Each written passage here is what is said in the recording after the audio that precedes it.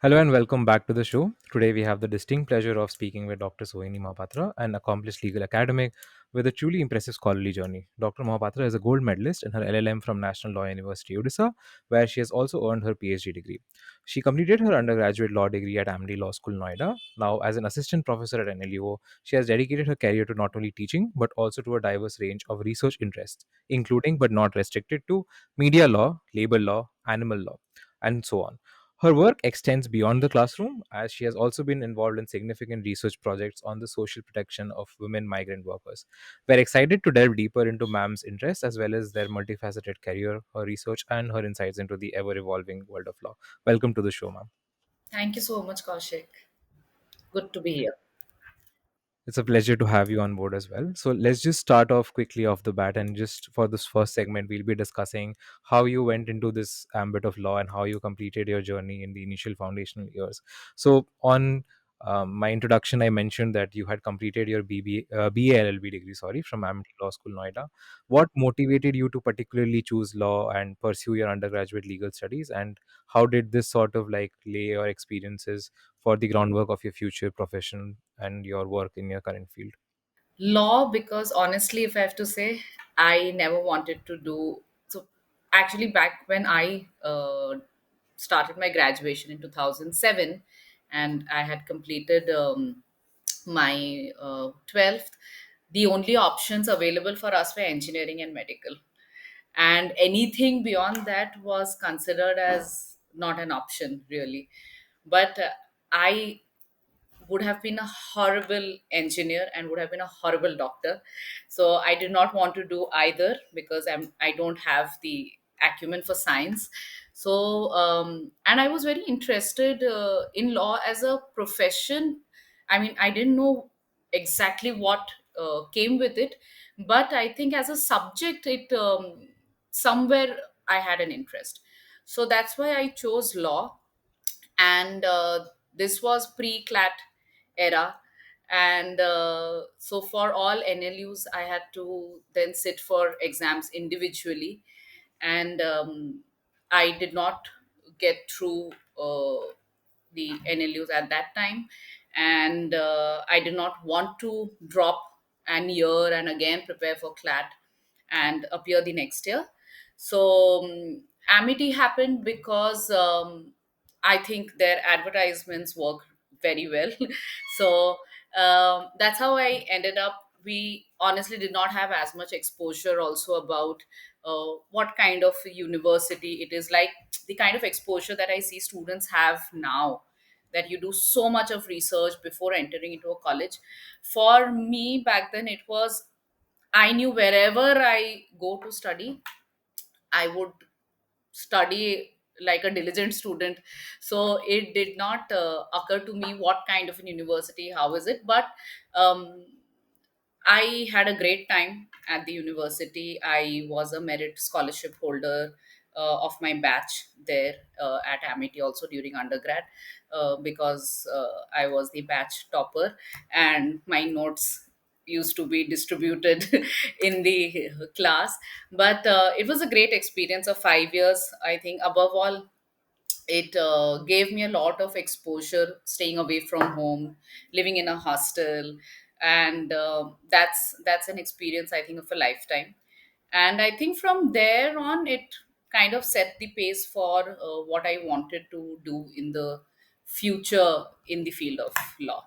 Very interesting. So I think there's a lot of distinctness that comes around because every year the field is evolving. There's a lot of changes that is happening in university dynamics. So I'm pretty sure that even now, as you are teaching students, you will see those evolutions as you were mentioning, in contrast. So in this next segment, you probably like decided early on that you wanted to do your LLM, and you went ahead and did your LLM from National Law University Odisha, where you were also awarded the university gold medal for securing the first rank. So, what made you choose these particular areas of research during your master programs, and how did that experience go into your transition into your PhD journey as well? In my final year of graduation, I decided that I want to join academics because I thought litigation is not my cup of tea. Law firms are not my cup of tea. Uh, and I think ever since I was a child, I really wanted to become a teacher. So and but I never thought about it seriously until my final year in college. And so that's how I decided to do my masters. And because I had already stayed away from home for 5 years, I thought it's a good time to come back and finally get to study in an NLU, which I did not in my undergrad. So I was the first batch of LLM at NLUO, and I'm the only 2 year batch of LLM. So I did my masters from 2012 to 14.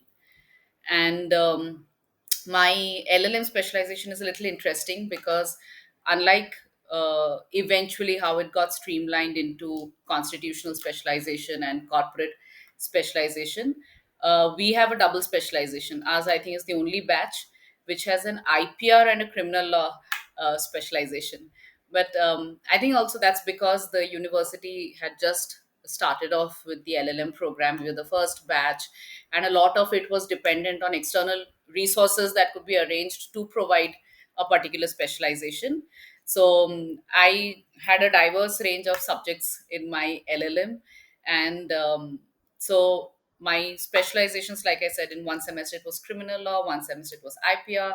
My dissertation was on labor law for my LLM, and it was in my LLM final year actually when I thought that I'll, anyways, as soon as I am done with my LLM, I'll enroll for my PhD. And for my PhD, I actually really wanted to work on animal welfare law. But again, in 2014, when I thought about this idea, I thought it was a very strange idea and I would be really laughed at. And I was laughed at also. But and I didn't know actually what are the prospects of this kind of a research area. So I remember I walked up to one of my professors then, and who I have utmost respect for, Professor Yogesh Pratap Singh. So I went up to Yogesh sir and I just, in the passing, told him that, sir, I'm thinking that I want to do my PhD in animal law, but I'm scared because no one has ever done it. There is no research in this area. So he told me, but that's a good thing. There is no research in this area. Then that's a perfect topic for PhD. And I think that gave me confidence to actually pursue my PhD in that field of law. Very interesting. I think there's a lot of particular nuances when you have discussions around your master's thesis as well as your PhD thesis. Doctoral dissertations are very different. So, could you highlight a bit of like differences that you found when you were doing your master's studies versus when you were going up and thinking about your PhD dissertation? Um, they are very, very different because master's thesis is more like a component of your regular evaluation as a student, right? So you know that you are time bound, you know that this certain number of marks that are allotted to it, and you have to finish it within this deadline. So you work accordingly. It's part of, it's like one component of your examination or evaluation that is, or it's like an elaborate project that we do as a student. PhD thesis or dissertation, on the other hand, I think is very, very different. It is time bound as per regulations for sure, but I think the time restriction should be more internal. I think you have to, as an individual, set your goal about how and when you want to finish your PhD. For example, my enrollment of PhD is 2014. I started my work in 2015, my coursework, and then eventually my research. And by 2018, I submitted my thesis and completed my defense. And I think that was a self-imposed timeline, self-imposed deadline. PhD, I tell any PhD candidate that see, it's like a tapasya. You have to. There will be so many other external factors which are not in your hands, uh, and it is a constant. It has to feel like a burden on your head for you to actually finish it. So it is very different in terms of the approach. In terms of the work, I think it's like a bigger volume of work compared to an LLM thesis. But I think in terms of approach and perspective, it's quite different from a master's dissertation. Very interesting, ma'am. And there was also something specific that you mentioned, which came into note for my head as well. Because when you were saying that you did something on animal protection law, since this is a very niche topic that would have been very unique for you when you were doing your dissertation as well. So, what was like the central idea behind your dissertation? What did you do to explore this idea further, and how did it pan out? So I initially I actually wanted to first explore whether there are any laws related to animals in India. That is how in my final year of LLM, that's the idea that actually stimulated this entire thought of whether I can pursue my PhD. And then when I started gradually researching on this, I realized that there are, you keep hearing two terms, animal rights and animal welfare. So then I was intrigued that what is the difference between the two. So eventually, in my PhD research, I actually explored this difference between animal rights and animal welfare. How are these two schools of thought different, and how India and Indian laws are positioned under this spectrum, whether it's a rights based approach, whether it's a welfare based approach. That was essentially my dissertation PhD thesis. And I think I learned a lot during that process, uh, because honestly, uh, my supervisor then also had no clue about this subject, and no one around me actually did, because when I started doing my research, and when people heard that I'm doing this, I also got a lot of suggestions that you should drop this and take up environmental law. That is the more current thing, and more vogue thing to do environmental law. No one cares about animal law. And I think it's only now, 10 years later, that I see, at least in the academic circuit, there are courses on animal law, there is more discussion on animal law, there are conferences on animal law, which back then was not to be seen. So then my PhD journey was purely based on just researching on my own, stumbling upon literature, upon books, and research materials. So I am actually very thankful that back then our vice chancellor, Professor Krishna Deva Rao, he had given me this flexibility that whatever books I needed for my PhD research, I could simply ask the library to order those books. So then I utilized that opportunity, and I got a plenty full of books on animal law, which are still there in the library. And from there, I think I could assimilate something related to my research. And finally, I completed it in 2018. Very interesting. I think there were a couple of unique aspects in terms of how people are facing problems when they're also going through their academic journey. So let's just coalesce this idea. And then I think you were also talking about the requirement of having mentorship. You mentioned Yogesh sir, you mentioned Krishna Deva Rao sir as well, and them being instrumental in your journey. So when we're wrapping up the segment, ma'am, what do you think are the greatest advices that you can give to people who are pursuing their or about to pursue their master's or PhD? And how do you think it is important in terms of mentorship to have like a mentor in your journey as well? Right. I think the one piece of advice that I'll give to anyone who is writing a thesis, whether for master's or for PhD, is that it has to be self driven. It really really has to be self driven, because otherwise it is so easy to get demotivated in the course of that journey, because it's a long journey. It's writing pages after pages, and sometimes you have a writer's block, you have a researcher's block, you don't know what to do, where to write, and you feel like you've hit a dead end, or you feel like it's just not coming to an end, and you've been really working on this for so long. But it has to be self driven, because that joy of eventually holding your thesis in your hand and getting, if it's for masters, it's the thesis in your hand, your degree, and if it's your PhD, that the two alphabets before your name that gets added, the prefix. I think that that joy is incomparable. So it really has to be self-driven. Don't get demotivated, because I know that there'll be a lot of external factors. Sometimes I've seen it's happened with me also, that the scholar puts in all the efforts, but because of external reasons, external factors, some things don't fall into place at the time that you would want them to, and it is very easy to lose hope at that time. So don't lose hope, be self driven, it will eventually fall into place. Very interesting. So, there were a couple of things that are very unique in your profile, ma'am. So, when we are segueing into this particular next topic of discussion, your areas of interest, including media law, labor law, and animal law, particularly stand out. These fields are quite distinct from each other, and usually people talk a lot about interdisciplinary research. So, what is the common thread that drives your interest into these fields, and how do you approach your research across these different domains? Yeah, the three fields are actually quite separate and distinct from each other.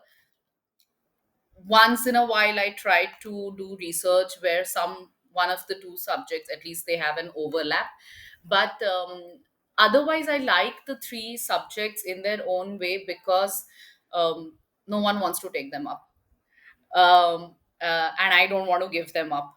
So, media law, I think that was the first. I started my law teaching career with media law as a subject.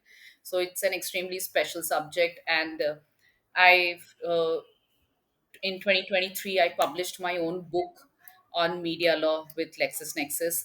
So that was quite a journey, and media law I think will never become irrelevant, it will never go out of discussion, or people would always want to study media law because you are constantly surrounded by different forms of media. So that's not going away anywhere. Labor law, I think, again, contrary to what most people believe, that it's quite a drab and boring subject. I really like it because I think it gives me a lot of scope for research outside of the teaching that I do. For example, the migrant workers project that I've been working on, there are a lot of other research articles that I have written, uh, presentations that I've made in conferences, which are related to subtopics and very niche issues in the labor law area. And animal law, again, I think is again pure love for me. It's my PhD research area, and there are very few academicians who actually pursue this area of research. So sometimes, like I said, I try to weave a common thread across it. For example, uh, one of the works that I had presented in one of the conferences was about comparison of labor rights of humans and treating animals as workers. So that's how once in a while I try to tap into these overlapping aspects, but otherwise my uh, interest in these three areas is equally divided. Very true. There was one thing which really stood out when you were discussing media law as well. Since you've worked so much in media law, what do you think are the most pressing legal and ethical challenges posed by digital media? Because you were mentioning that social media has become such a large presence in the world today, and there are always like a proliferation of social media platforms. So, in your research, also, you might have identified certain ambits of this which were very problematic. So, what would you consider the most important? Media, I think, currently is facing a lot of different kinds of challenges. Uh, One of it, I think, is where media has forgotten to critique uh, the government. The media has forgotten to not be I mean, to be that fourth pillar of democracy that you expect them to be. So that's one challenge, but I think that also stems from the fact that media has become dependent on a lot of funding from corporates. So I think that is a very pressing concern that media currently is facing. And social media, I think it's just bombardment of information, misinformation, especially now with AI and things like that coming in. It's very hard to tell that what you read, what you see, how much of it is true, how much of it is fake, how much of it is actually information, and how much of it is misinformation. So I think that segregation is kind of becoming blurred now, and people, I mean, people, unless you are aware of how the media is actually operating now, anything and everything that you see in media, people tend to believe it, which I think is a dangerous thing in current times. Very importantly, there's concern about, say, promotions of different material in media, as you were mentioning, ma'am, but also there's always like this weird dichotomy that exists in terms of platformatization and also the discussions around discourses, but also very rightly said that there's always like this missing fourth pillar of democracy which we find in the media houses these days. So let's just move on to this next significant part of the discussion, where you have worked on a lot of research projects, and I think that also is something that our viewers and listeners would get a lot of information from.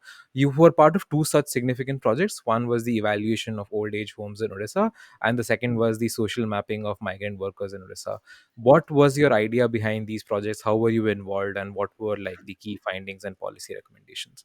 So the social mapping of migrant workers in Odisha is actually a project by the Labour and ESI Department, Government of Odisha. So because Odisha has certain migration-prone districts, the government wants to prevent distress migration. So they are conducting a survey, which is like a door-to-door household survey, to understand the patterns of migration, to understand the reasons of migration, and what interventions can uh, take place to prevent it. So I am part of the project team at NLUO, because NLUO is collaborating with the Labor Department to execute this project. And so we've already completed 3 phases of the project. We are in the fourth phase now. And at the end of each phase, we submit a report to the government. So, I mean, I cannot disclose everything that is there in the report, but by and large, migration is a huge concern for the government of Odisha, and I think it is for other states as well, because these people, the migrant workers, are vulnerable because they are neither at their own native state, and being in the destination state, they face a lot of challenges and problems, starting from a language barrier to their working conditions and to the wages that are paid to them. So based on our data analysis and based on the findings, we've mostly seen that irrespective of what the government is trying to do and the steps the government is taking, people are migrating. People are migrating because for various reasons, but the government is constantly taking measures to prevent it. For example, I think Orissa is the only state in the country which provides 300 days of work under Manrega, which is your national Mahatma Gandhi National Rural Employment Guarantee. So, and this policy change was brought in based on the reports that we had submitted to the government. So, these kind of policy interventions the government is actually doing at the ground level. So, it is in a way quite fulfilling to be associated with such projects, because as an academician, I think these are the few pockets where you can actually contribute to the real world problems. uh, it's your I think it's our chance outside of the classroom, outside of regular academic work, to actually do something and then see the result of it impacting the lives of people. So that in that sense, the social mapping of migrant worker project is quite interesting. The other project, evaluation of old age homes, is something that I had applied for along with my colleagues to NUJS, Kolkata. NUJS was the funding agency, and our proposal got accepted.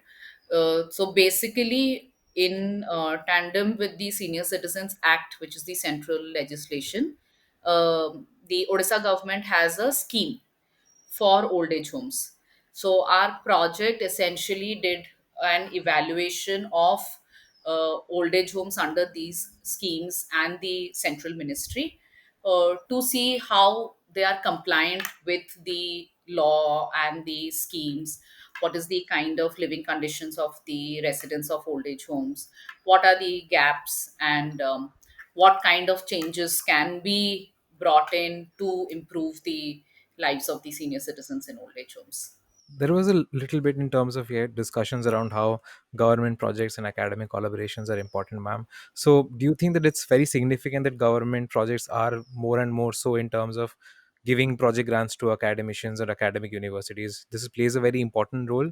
What do you think would be like the idea around this, and do you think that this is a significant requirement from the government at most times? Right. I think it is very important for government to collaborate with academic institutions because, like I said, this one example, my association with the Labor Department, because we can actually see the government may have the resources monetarily to conduct such huge research studies, but the kind of human resources or the knowledge or the um, research skills that are required may not be that easy to find within the government. So it is always easier for them to outsource it to academic institutions, and I think it's a win-win for both sides, because for us we get to do our bit of research, we get to learn as part of the research process, and the government at the end of the day they get their reports and they know exactly what kind of policy interventions are required. So I think more and more such collaborations are essential for both the stakeholders, the institutions as well as the government, because I think it makes the work for both parties easier. uh, Primarily I think the requirement in such kind of government projects is um, they want as detailed proposals as possible, and budget is the, I think, deciding tipping point. So for example, for our labor project, we prepare a budget and sorry, submit it to the government, and based on several discussions then it is finalized. So I think that if we can justify our expenses and justify the total budget that we require for a particular research project, I think that is mostly the primary requirement of any funding agency for that matter. You've also served in terms of external faculty members for different courses around universities in India. One of them being that you were in the MA program in animal protection laws at Nalsar, Hyderabad. So, do you think that it's important to have these kind of external navigators or faculty members who are coming in and teaching courses in institutions and having these specialized degrees and courses in animal law? What are some of the like overlooked aspects in animal welfare in India or animal rights in India that you have found? External faculty members, I think, yes, it's very important because it also fosters this culture of knowing people from other academic institutions. Otherwise then we are always um, you know restricted to our own colleagues and our own institutes.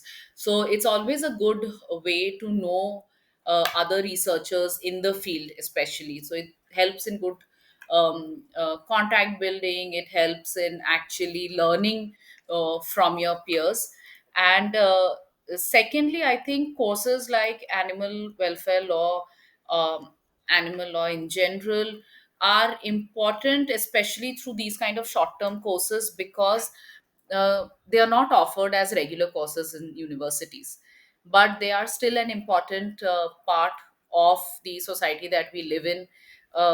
Recently, there's been so much of debate, discussion about a Supreme Court judgment on stray dogs, and that involves crucial aspects of animal law, that involves about the animal birth control rules and the responsibility liabilities of the local authorities.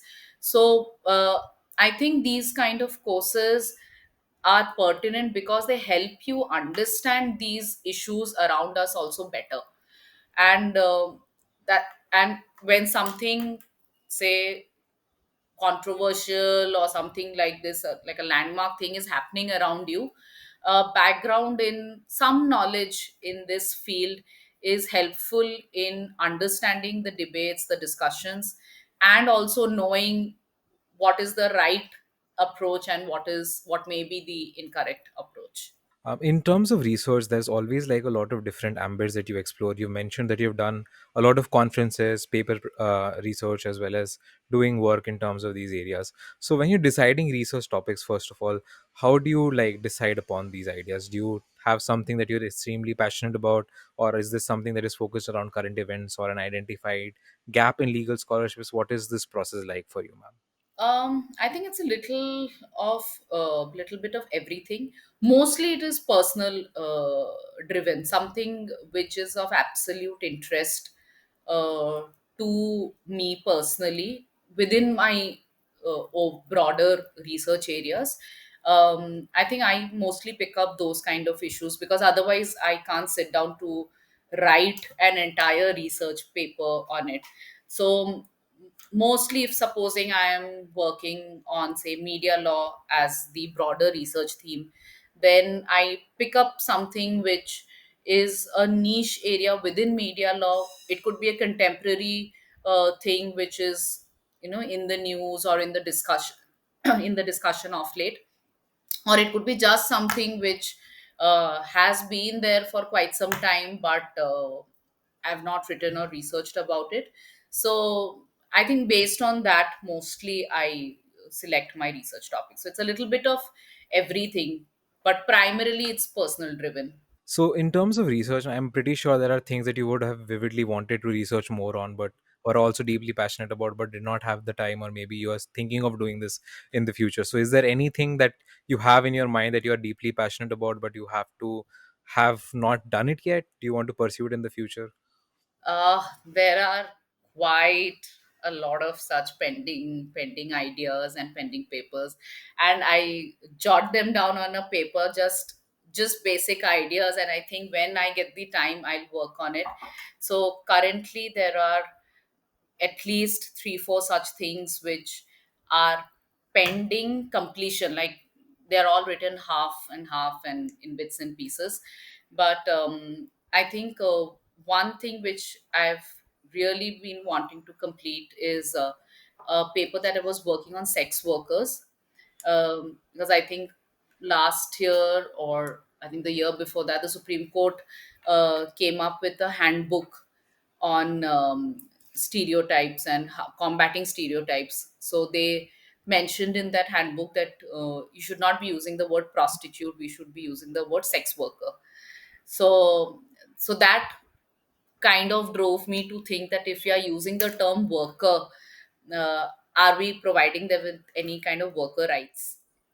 So I presented this as a uh, talk in one of National Commission of Women's seminars that was happening, and but I'm yet to complete writing that as a paper, but hopefully I'll do that soon.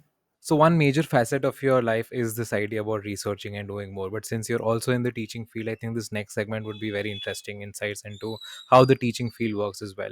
So you began your teaching career at the English Language Lab at Shailabala Women's College, and then you've continued this journey. And right now you are an assistant professor of law at National Law University Odisha. So could you highlight what motivated you? Like what were the intrinsic goals with you when you started teaching, and how have you explored those in terms of your journey throughout the years?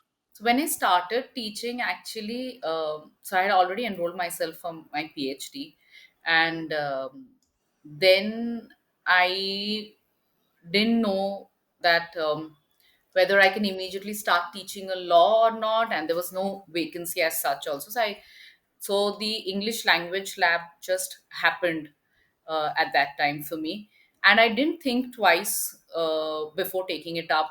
I didn't think that, oh, I am a master's in law and I'm pursuing my PhD. Why should I go to an English language lab in a government college and teach. Because for me, it was my first opportunity to teach and first job as a teacher. So I was very excited. I took that up. I was there for a year in that college, in that position of teach faculty for the English language lab, and it was a great learning experience because I it had got nothing to do with law. It had nothing to do with law. I just had to teach communication skills to the students of the college. But then I think I learned a lot about facing a classroom, um, what is the environment like in an academic institution for teachers, because till until then I had only seen it from the perspective of a student. So that kind of gave me an idea or a sense of what teaching profession looks like. But then eventually when I came to NLUO in 2016 and I started teaching here, um, I think it was again a different experience altogether, because the students are different. Your expectations from a teacher at a national law university is also different. So I remember the first day of class at NLUO in 2016. I went for my media law class and legs were shaking. My legs were shaking. I was standing behind the teacher's table so that no one could see my shaky legs. But I think that was the start. But as a teacher, I think your students are your biggest support system. And I always say that I'm extremely and eternally grateful to that first batch that I had taught, the batch of 2012-17, who were so supportive of me. And I think from there, I also realized how much I enjoy teaching, how much I enjoy media law as a subject, because I started only with that subject in 2016. And my only goal as a teacher then and even now is to never stop putting in effort. um, in 2016 also, when I started, I used to, because media law for as a subject for me was very very new. I had not studied it in my undergraduation. So I put in all the effort possible to know that subject, and I used to make notes till late in the night and then go prepare for my class and go and teach. And I think that foundation of hard work that I gave in that time uh, is helpful to me today, because almost 10 years now I'm teaching my 10th batch of media law this semester. And now I can teach it with ease because of the effort that I had put in at that time, and because of the support and the confidence that I got by teaching from my students also, reciprocally over the years. So I think as a teacher, it's very important never to stop putting in effort. I think that will take us a long way. That's very true. I think there is also a lot of different philosophies that different teachers have within their teaching processes. So, what is your philosophy like? What are the complete tenets that you follow when you're teaching a particular student who is coming up to your course? I don't have such tenets in mind, but I think my first foremost thing that I want to I always try to follow is um, be true to your students. I mean, I if I don't know something, I don't like to pretend that I know about it, and then, because you'll get found out eventually. And I think students also appreciate honesty. So that's one thing that I follow. If I don't know something, I have no qualms in saying that I don't know, and but I read about it and come back uh, to the class. So that's one. I think honesty goes a long way. And second thing that I try to follow is that I don't forget that I was also a student once, and it is okay if there are days when students don't want to study. It is okay if there are days when students are not paying attention in class. um, so I think just because I'm now on this side of the table does not mean that I'll forget what it is like to be a student or how it is to be a student. I think primarily these are the two things that I try to apply. And So there are always like a lot of complex legal topics that you have to deal with, possibly a lot of legal jargon as well.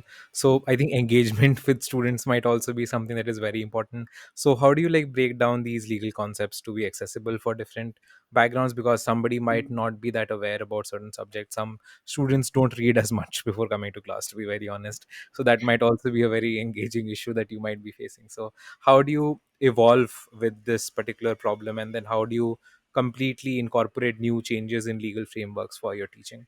right, I think with every year it is becoming a bigger challenge to teach, because the attention span of students is also going down. So earlier, I remember when I started teaching off, I never used to use PPTs in class. I used to use the board, and I was someone who liked writing and discussing. But then gradually, I realized that if there are PPTs in a classroom, then probably students are paying more attention, or at least, if not anything else, they are looking at the words on the screen, and then something may get registered. So then I shifted to that. And I've also had requests from students uh, in a certain batch, where they've come up to me and honestly requested that if I can be bilingual in my teaching, because so, there are students who are not very strong in English. So then understanding the discussions becomes a little difficult. So then the student came up to me and very honestly told that, ma'am, can you please also uh, explain in Hindi? So then I kept that in mind, and I consciously used to, at least in that particular batch of students, I consciously used to uh, be bilingual. And but it was only for one student. But then I think that also creates an impact, and it, at least if that one student feels that the student got heard and the teacher is actually has paid attention to the request, I think that also makes a lot of difference in I think teacher student building of relationship, as well as the student actually trying to understand the subject. So explaining legal concepts and everything is one part of it, because a lot of it is just following the statutes or the black letter of law. And um, especially if I'm teaching labor law, but for media law and otherwise, I think I do a lot of contemporary discussion. I try and show a lot of pictures and images in the classroom, anything that can grab the attention of the students. So being a part of like, the research field as well as the academia and teaching courses in general, you need to probably balance these demanding roles quite a lot. Yeah. So how do you sort of manage your time and make it easy for you? Because as you were mentioning, you're also quite busy and swamped, and there were certain projects that might take more time for you as well. So how do you recommend that people balance their schedules well? And is it something that you would recommend, or is there something you would recommend to people? Oh, I think it is very important to manage your time. Otherwise, you'll be constantly stressed, because they'll at any given point of time there'll be at least 10 things that you would need to get done. And there are situations where your priority list can't be 1, 2, 3, 4. It is just one, one, one, one. It's all parallel. Everything is a top priority. So I have the habit of writing down things that are to be done, even if it is a simple thing like sending an email or replying to someone's email. I write it down in my diary. I have a full to-do work diary, to-do list work diary, and I follow that. If there are deadlines to be met, then they take a priority depending on the time. Or if there are things which are without deadline but important, then they come second. So I think I because I constantly see the work that is pending, that is very helpful for me, because I know that at least 15 things are to be done, and these five things need to be done by, say, Monday, these five things need to be done by Thursday. So I think that really helps me manage my time. And I hate missing deadlines. I mean, that's an inherent issue. So I think that takes care of half the time management for me. True. There is always like a lot of things that you need to juggle around in life. The more that you are getting into work and academia and fields of any kind, you will realize that there's a lot of deadlines and everything needs priority and everything needs to happen at the same time. So it's a huge issue as well. So since you've been on both ends of the spectrum as a student and a teacher, you've always faced a lot of different discourses and you have the experience from both sides. So firstly, I think the major thing that I would like to ask you, ma'am, you have been in the academic field as a teacher also for nearly a decade, but also as a student you've also done a huge amount of time in terms of the coursework. What do you think has evolved from when you were a student to a teacher? What are the changes that you're witnessing currently, and what do you think needs to be changed further in this particular discourse? I think one thing that has really changed from the time when I was a student to now is technology. Um, when I was a student, we never carried laptops to our classrooms. uh, for each subject I had a separate notebook. I still have all my undergrad notes also. uh, but now students in the classroom also, I see that they take notes on, iPads, and they have their devices, different kind of devices that they are using. Laptops are mostly open, whether they are taking notes or not, they are open in the classrooms. And they say that they are taking notes. But I think that's a huge change. A lot of dependency on technology, both in the good and the bad way, because now with AI and chat GPT and this and that, I think uh, projects and all of these are just one prompt away. So that has really changed. So that is a huge evolution, and I think that's here to stay. It's only going to increase more and more in the coming times. But I think one thing that I would really want students to uh, think about and be cautious is that not to lose their analytical skills, because the more and more we are dependent on technology, the more we stop using our brain. So it's like inversely proportional. More dependent on AI and technology, lesser of our own skills and reasoning and thinking that is used.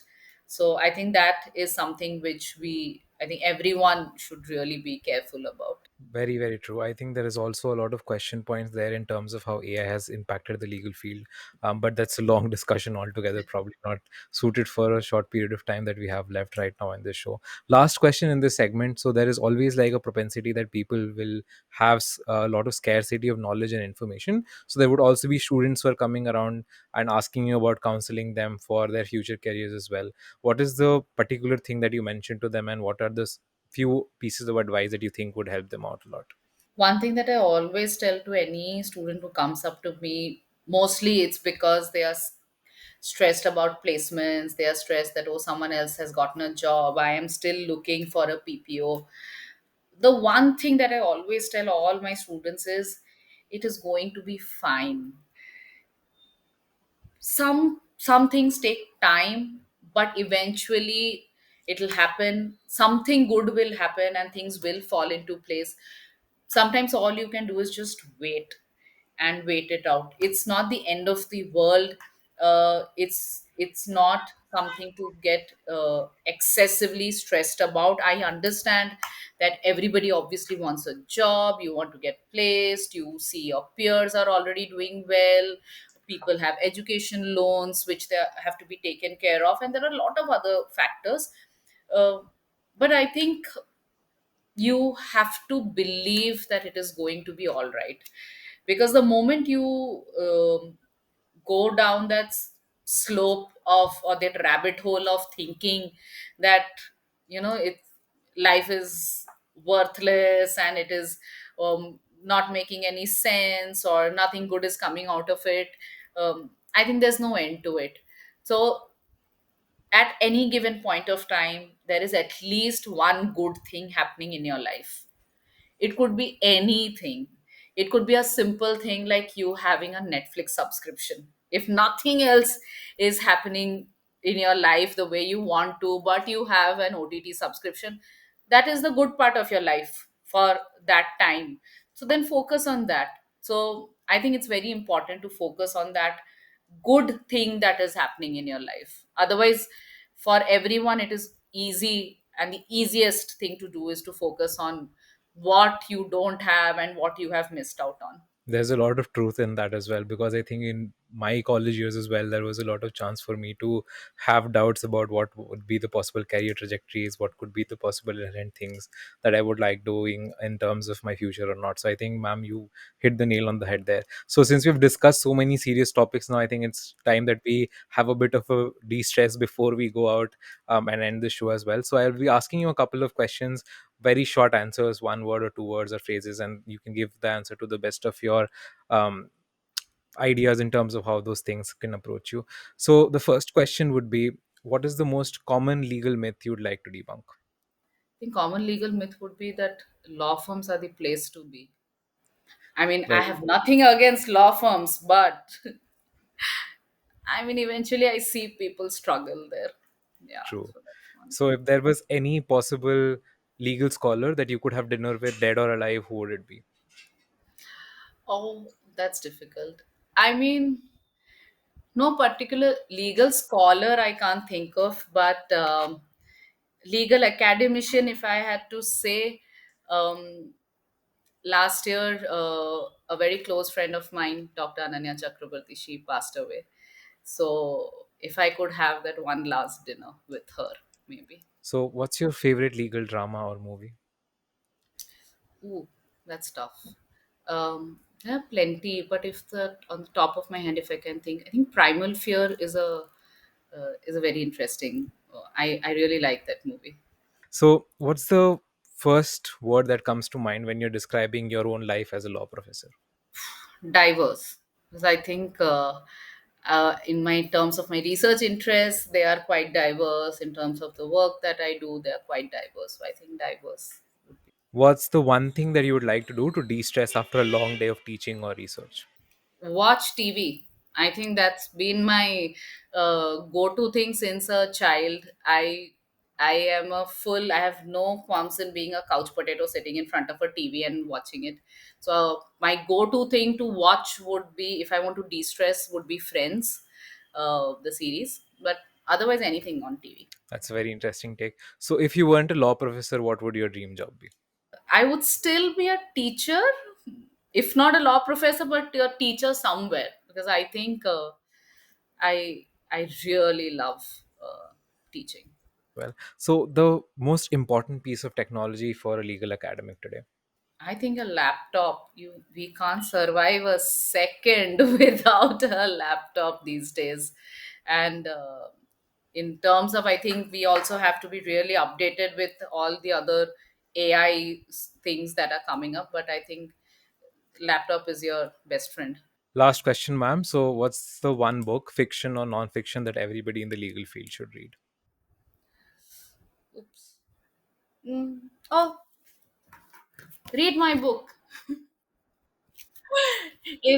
If you want to study or know anything about media law, uh, read it. Very true. I'll drop the link down below also when I'm writing the description for this. But thank you so much, ma'am. It was a very insightful discussion about media law, labor law, and animal welfare rights and animal rights in India. We are very sure that all of the viewers and listeners had a lot to gain from the ideas that you share on this program as well, in terms of your journey being a legal academic as well as your journey as a student throughout the different years. Thank you so much for coming on board, and we hope that we can host you again soon. Thank you so much. It was a lot of fun, and I had a great time chit chatting about so many things that I had not thought of in a very long time. But thank you so much. It was my pleasure entirely. Thanks, Kaushik. Thank you. Thank you, ma'am.